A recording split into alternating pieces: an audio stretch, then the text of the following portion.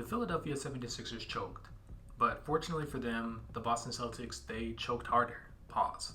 But seriously, the Philadelphia 76ers were up by 16 in this game. Now, shout out to James Harden. Of course, he had 42, hit the shot to send it into overtime, and then later on hit the shot to eventually win the game. But again, they were up by 16 points. They did not close out quarters. At the end of the second quarter and at the end of the third quarter, they gave up like a 7-0 and a 9-0 run, which really allowed Boston to keep the momentum.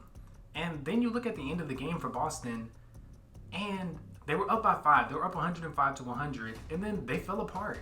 Like these last possessions of the game here where Joe Mazzulla doesn't call a timeout, like this first one I can understand.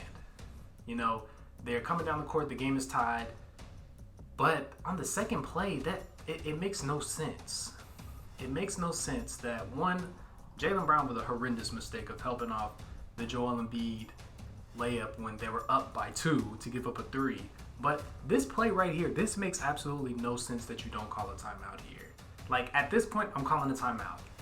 You have 7 seconds remaining. Jayson Tatum is closer to the half court line than he is to the basket, and they don't even get a shot up. That's absolutely unacceptable for a team with championship aspirations. There's no way that happens. You don't go up with about 2 minutes left in the game, up 5, choke away the lead, and then at the end of the game twice. Now that first Marcus Smart shot, I'm not gonna lie, that was a good look that he just missed.